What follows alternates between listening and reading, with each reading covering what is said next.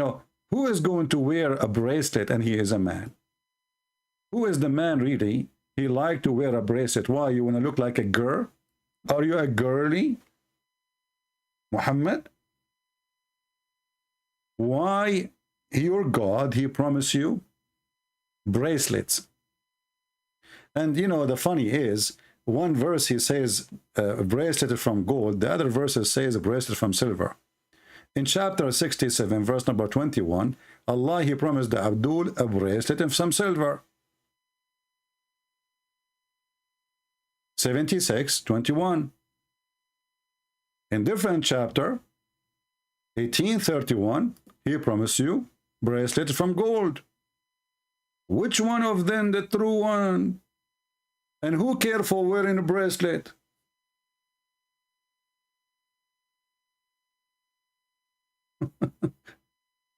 I mean, and what is the value of gold and silver in heaven?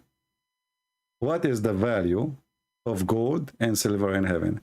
This is Shaitan. You know, Satan, he tried to tempt you with gold and silver and sex. Isn't it obvious?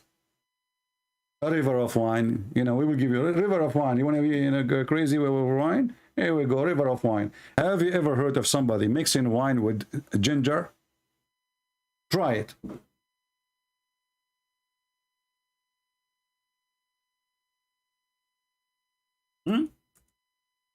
Why he want to mix wine with ginger? Well, those are Arab. They like ginger. They like ginger. So Muhammad, he says, oh, they like ginger. We have to provide them ginger there. What the problem with the bracelet? I don't know. I thought the bracelet is a sign of a slavery if they are from steel, and they are a sign of a greeding if they are from gold and silver. Why you want to wear silver and gold in heaven? What is the value of gold and silver in heaven? Ask yourself, if everything is for free, who care for gold and silver? And how you can live, by the way, inside the house, one brick of gold and one brick of silver, you will hate it. I prefer a cabinet made from wood. It's way more nicer. Imagine your house, all of it made from metal. Imagine you paint. Now you can make your house from inside. You can go buy paint, just to give you an example. Paint your house from inside by golden color. That's the most disgusting house ever. And to make it more ugly, this house now, all of it is made from gold and silver. So you are going to walk in metal. Is that comfortable? Is that nice?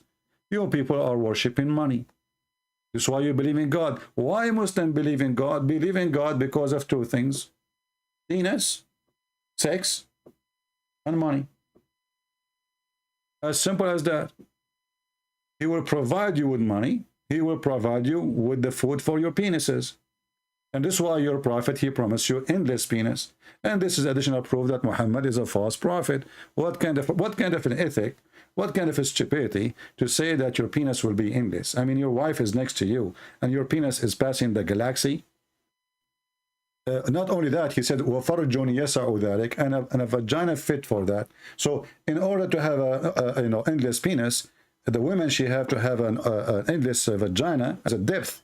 And this is what Muhammad's saying. So when the Muslim, they try to say to you, they try to fool you saying, we worship one God. Who cares if you worship one God or not? You worship one idiot. If he's one or half, who care? He's a one idiot God. What kind of God? He said the sun set in murky water. What kind of God? He says the sperm coming from the backbone. My backbone hurt. I cannot have a sperm no more now. What we can do? Your God, he thinks testicles is made for decoration. Maybe the wife, she will hang them in the balcony, you know, it's just for light. Maybe they make them a lamp. So when a Muhammadan, he come to us with his logic and he say, what's wrong with this? What's wrong with that? Well, what's wrong with such a there's nothing wrong with wrong. This is your logic. There's nothing wrong with wrong. A prophet, his wife is a baby. He advised his men to have sex with babies. And what's wrong with that? There's nothing wrong. Because you don't dare to ask questions.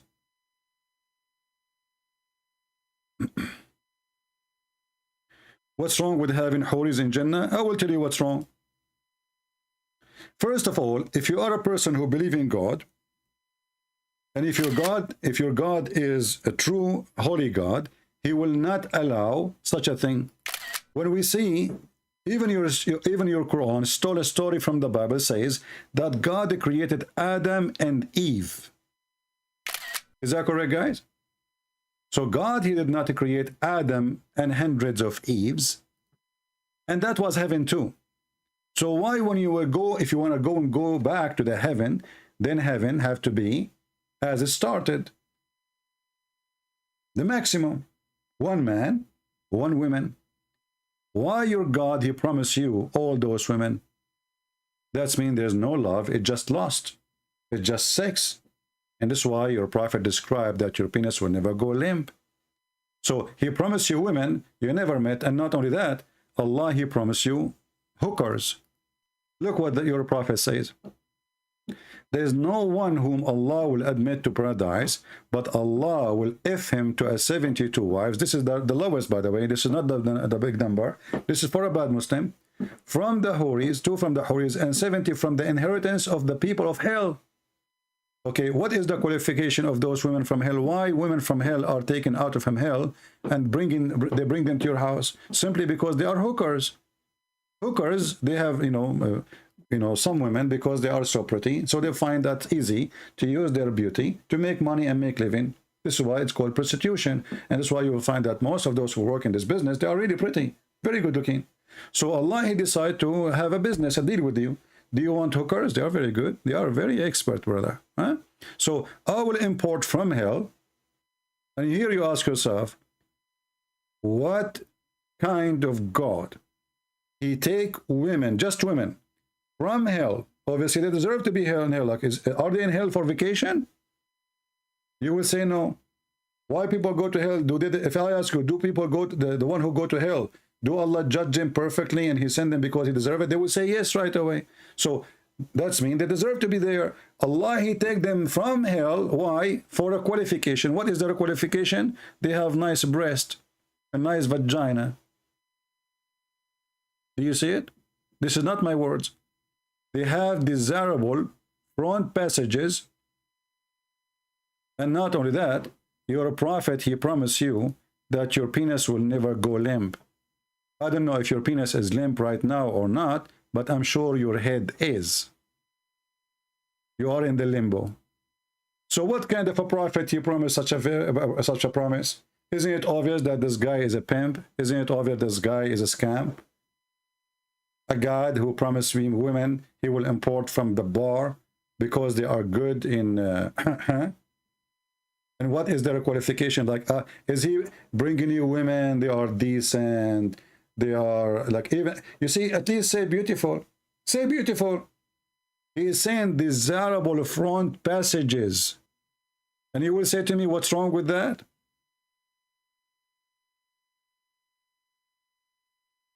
And you know what? I think because Muhammad, he suffered from limp one, so he knew the problem. I mean, why he's mentioning it? Why you will never go limp? What does that mean? Why Muhammad is thinking even about it? You see, you don't think about it unless you experience such a thing. Did it happen to Muhammad? He want to go to his wife and it was limp. They play the anthem, it doesn't work.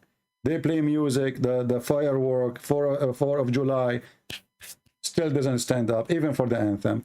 So, and then Muhammad, he claimed that he prayed for Allah, and then he sent him a dish of shish kebab, and he ate it. He got the power of 40 men.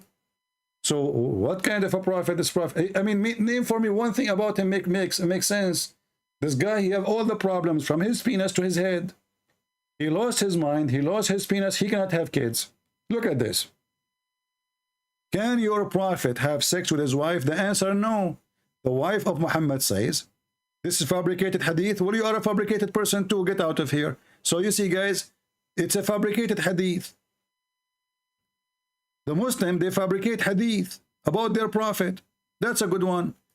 That is additional reason to believe Islam is a scam, because Islam is not only the Quran. The Muslim, they say, well, we have to obey Allah and the prophet. And Islam is hadith and the Quran. But if the Quran is missed, destroyed, and the hadith, according to them, has a lot of fabrication, so Islam is a fabricated religion. It's not a trustworthy. Thank you very much for saying that we cannot trust anything the Muslims they say to us about their religion. Never trust, never take your source from Islamic source. This is what you just said to me. I agree. Islam is a scam. And now you feel very limp in your head and your... Once the prophet was bewitched, look, we have a prophet, he was bewitched. I mean, should we add the list? The prophet is bewitched. How come I cannot bewitch? Bewitch me. Go ahead. You Muslim, bewitch me. What's wrong with this guy? I mean, everything wrong about him. So the prophet was bewitched, and so he began to imagine that he had done a thing which he did not. Did I do it in the bathroom or in the balcony? I'm not sure. Did I eat bread or I ate from the toilet seat? Not sure. Did I have sex with my wife or it was the neighbor? Huh? They are not hooker. Guys, they are not hooker. Okay, look at this. Look at this. This guy, he tried to fix it. He make it more blind. Look at this. This guy, he did fix it. He literally, he did fix it. Look how he fixed it. He said, they are not hookers. They are for marriage. There's no marriage. They are made for you to F them. What marriage? Did they choose to marry you? Like, did you meet them somewhere and, you know, and you say you would like to marry you? No, they are important to F them. Stop lying to yourself. Secondly, you are saying to me, when you say they are not hookers, so why the Quran describe their front passages and why they are in hell? Why they are in hell? Give me the reason. And why the Quran saying all of them, they have desirable front passages? If why they are coming out of hell? And look what he says. Now, they are for marriage. Plus, don't the Old Testament prophet had a polygamy marriage? Well, show me where God, he says to any prophet, go and have many wives. The Bible says, don't multiply your wives. And this is why God, he condemned even David for what he did. It's not God who says to him, you can't do that. He was disobeying God. And this is not about polygamous, because here you are not marrying those women. They are forced to be your sex slave. They are imported from hell for very simple reason. Shall we go back to the hadith so we can read it again? What is their qualification? Is that because they are good women? No, obviously they are not. They are from hell. They are from hell. And why people go to hell? Because they are bad. And why they are going to be out of hell? The hadith mention the reason, for they have desirable front passages. So it's not because they are decent, it's not because they are nice, it's not because they are wonderful women, but because, as you see, it's not me who is giving you the reason. It's your prophet. Look like you Muslim, you are ashamed of what your prophet says and you don't want to see it. Whom will have desirable front passages? And this is why he mentioned your penis. Why he mentioned your penis? There's a connection. They have desirable front passages and your penis will never go limp. But I guess after my answer, the penis of our friend here, Khalid, his penis is limp. He is in the limbo. And now he is worried about what will happen to his penis in heaven. Is it going to go limp? What if we go there and it's limp? How we can trust Muhammad's promise? What if you go there and those women who they are so good in sex, they are ready and you are not? What you will do? You are in trouble, brother. Yeah? Okay. And not to mention, by the way, according to the hadith too, that those 70, they have 70 maid. And the 70 maid, they have 70 maid. Man, that's a lot of 70. All right? Yeah, Aman Rabbi Aman. His penis biyakol rumman. So my friend, as you see, this is not a religion, cult, sexual cult. You know, I see Islam is very close to the Hinduism, actually. Both of you are very sexual, you know. The black stone, it was a vagina. And the Hindus, actually, this is where the black stone is coming. The Hindus, they have, you know, they have the stone for sex, the penis and the vagina. And sex is part of their religion. And Islam is the same. You claim that you are not like them, but the fact you are taken from them. Half of your belief is taken from the Hindus. You believe in a reincarnation, that you will be recreated again based on your deed, and you will have a special penis. Your penis will not be the same. So when you have a good deed, your God will give you a penis, will never go limp. All of you will become a penis. So the Hindu, they say, if you are a bad, you will become insect. The Muslim, they say, if you are good, you will become a penis. The proof in front of you. It's a penis cult. He keeps saying to us, there's no God but Allah and Muhammad Rasulullah. Okay, we got it. I mean, because that proves that you Muslims are mushrikeen. You associate the name of your God with the name of a man. And actually, Muhammad all his life was a mushrik. And the first time he learned what the word oneness of God mean, it was from a Jew. And we have the proof from your books. Muhammad always was a mushrik, never was a person who believed in the oneness of God. The proof in front of us. Here a Jewish man, he was walking by, and he said to Muhammad, and this is sahih, this is repeated many places. He said to him, you are a mushrik. He said to who? To Muhammad and to his followers. You are mushrikeen. Look at this. A Jew came to the Prophet and he said, you are setting up a rivals to Allah and associate other with him. You say whatever Allah wills and you will, and you say by the Kaaba. So the Prophet, he commanded them to do as the Jews said. He said, if you want to swear by oath, swear by the Lord of the Kaaba, not by the Kaaba. And if you say whatever Allah will, and then you will. A Jewish guy is showing Muhammad that he is not a person who believes in the oneness of God. Did Muhammad answer him and refute him? No.